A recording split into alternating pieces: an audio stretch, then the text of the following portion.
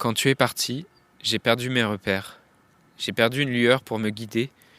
J'ai cru me retrouver tout seul, que personne ne pourrait m'aider ni me comprendre.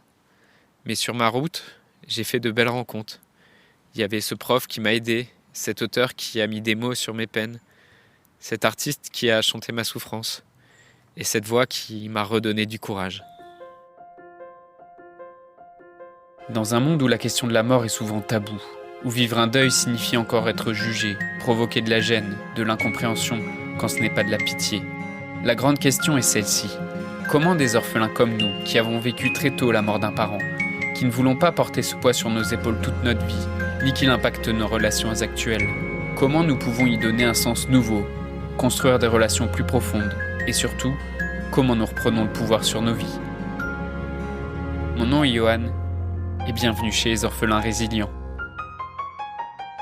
Bonjour à toi, chère orpheline résiliente et cher orphelin résilient. De nouveau, ça me fait plaisir de te retrouver aujourd'hui pour ce nouvel épisode. Alors aujourd'hui, on va voir comment se faire aider pour comprendre tes émotions, pour comprendre tes relations. C'est quelque chose de primordial pour améliorer ta confiance en toi, pour t'accompagner dans ton deuil et pour améliorer aussi l'authenticité de tes relations et de ton couple. Alors, moi, c'est vrai que pendant longtemps, j'ai pensé que je pouvais tout apprendre tout seul et que j'avais pas besoin d'aide.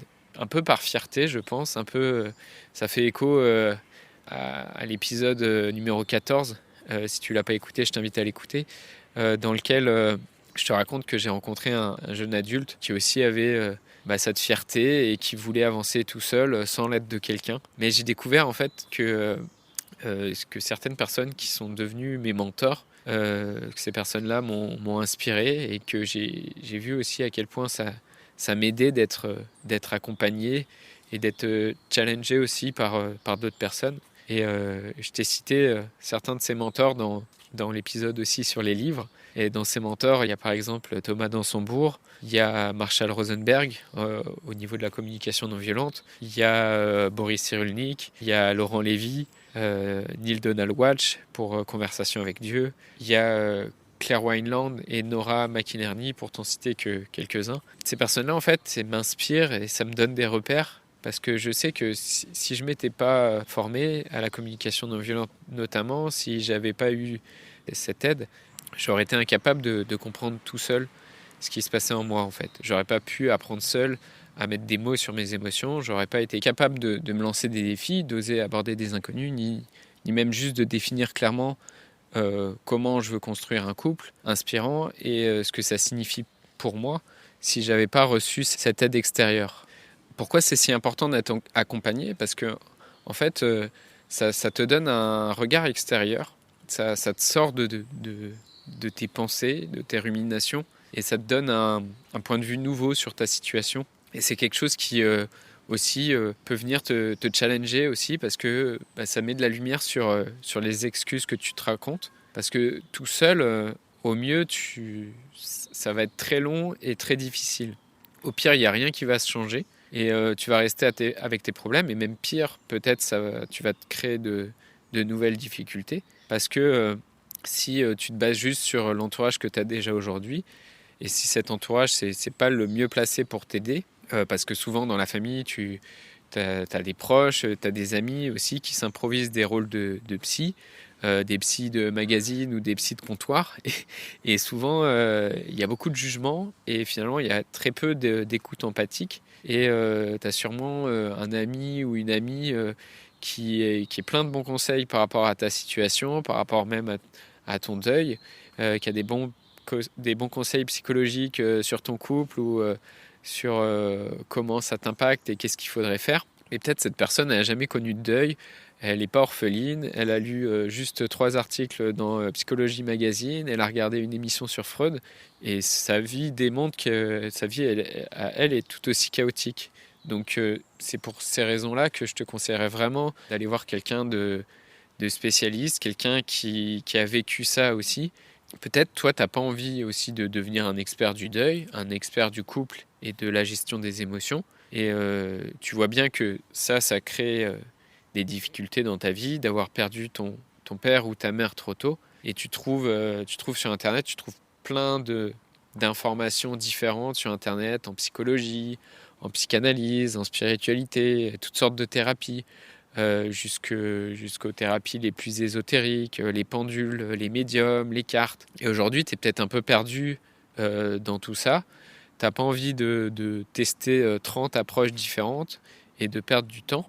Tu as envie juste de te faire accompagner par quelqu'un qui est spécialisé et qui connaît tout ça pour toi. Et typiquement, c'est un peu comme si tu avais une fuite d'eau chez toi et que tu te dis je vais juste taper fuite d'eau sur YouTube ou sur Google et puis je vais tester un peu tous les tutoriels que je vais trouver et puis on va voir si la fuite elle s'arrête ou éventuellement peut-être dans quelques jours tu vas te retrouver avec un énorme dégât des eaux chez toi.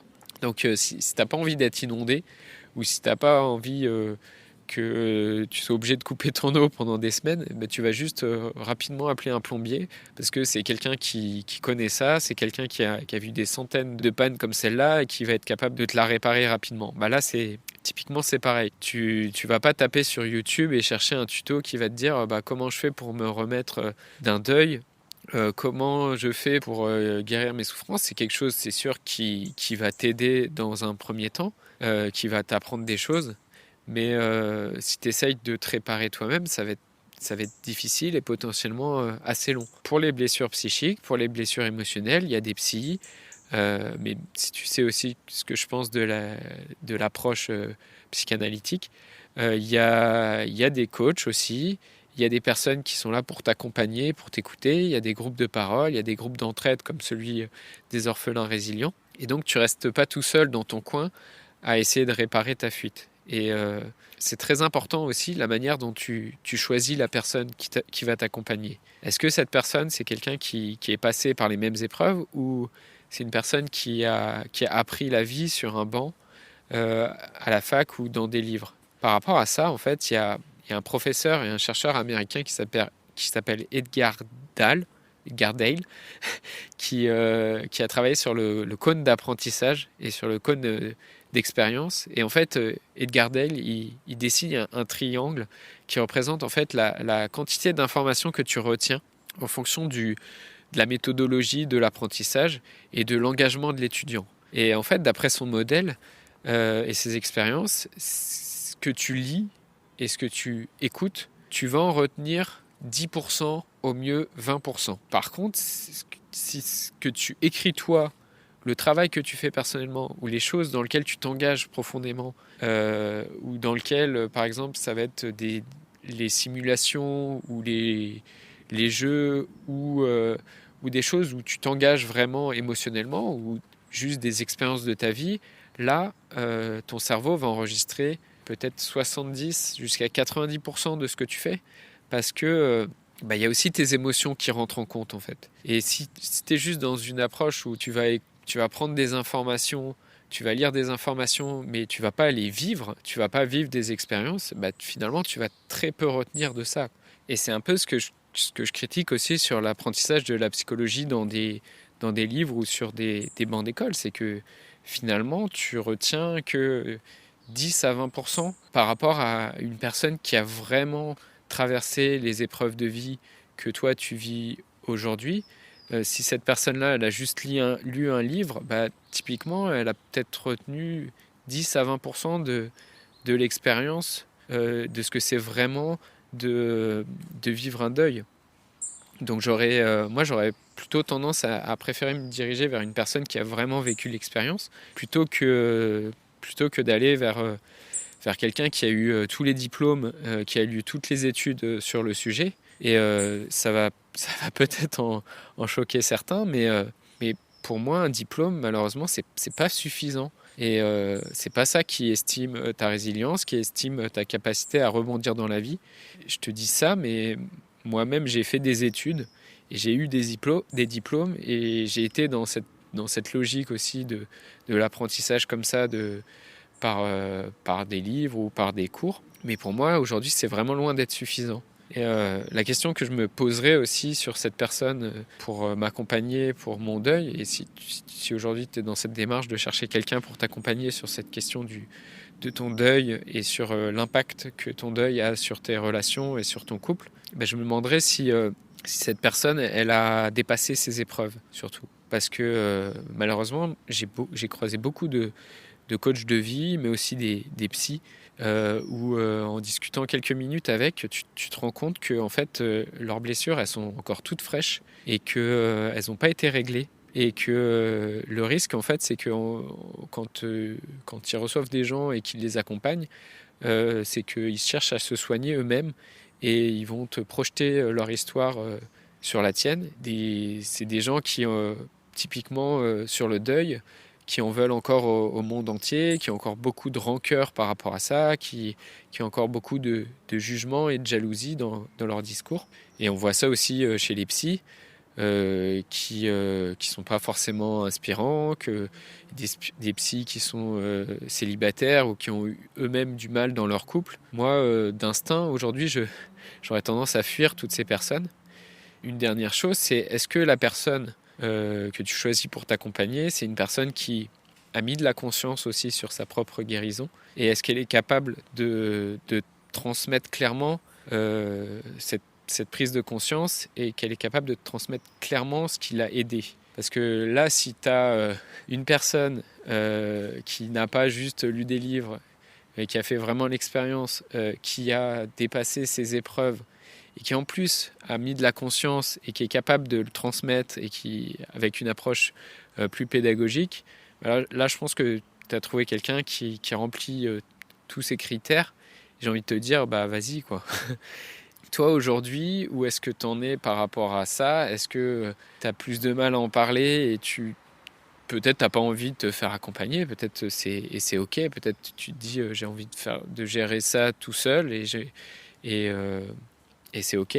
Ou est-ce que tu es déjà dans une démarche de te faire accompagner? Qu'est-ce que tu en penses là actuellement de l'aide ou des personnes qui t'accompagnent? Et peut-être comment tu as choisi cette personne-là? Qui sont les mentors en fait qui t'inspirent? Viens discuter avec nous, viens en parler sur le groupe des orphelins résilients. Je voudrais te remercier d'avoir écouté cet épisode et j'espère sincèrement que ce que je t'ai partagé aujourd'hui t'a aidé. Si ça t'a aidé, alors assure-toi de le partager avec quelqu'un d'autre qui en a besoin. J'ai créé récemment un groupe Facebook qui rassemble des orphelins ayant pour mission de partager leur expérience et de s'entraider. Ce groupe s'appelle Orphelins Résilients et l'accès est gratuit. Tu peux retrouver tous les détails pour rejoindre le groupe dans la description du podcast. Orphelins Résilients, c'est une communauté d'orphelins entreprenants, audacieux, ayant réellement envie de faire une différence dans leurs relations auprès de leurs proches et avoir une vie de couple inspirante. Dans ce groupe, tu retrouveras des interviews d'experts et d'artistes, des questions-réponses, des lives et des méditations, et surtout un groupe d'orphelins motivés, courageux et bienveillants. Donc je t'invite à rejoindre le groupe dès maintenant, c'est l'endroit dans lequel je partage le plus de contenu en ce moment. Le podcast Orphelins Résilients, c'est un nouvel épisode tous les jours du lundi au vendredi à 8h. Merci encore pour ton écoute. Je te laisse découvrir le sujet du prochain épisode. À très vite. Si tu as le sentiment d'être submergé d'informations et de conseils et que pour toi c'est une quête sans fin, le prochain épisode est vraiment fait pour toi.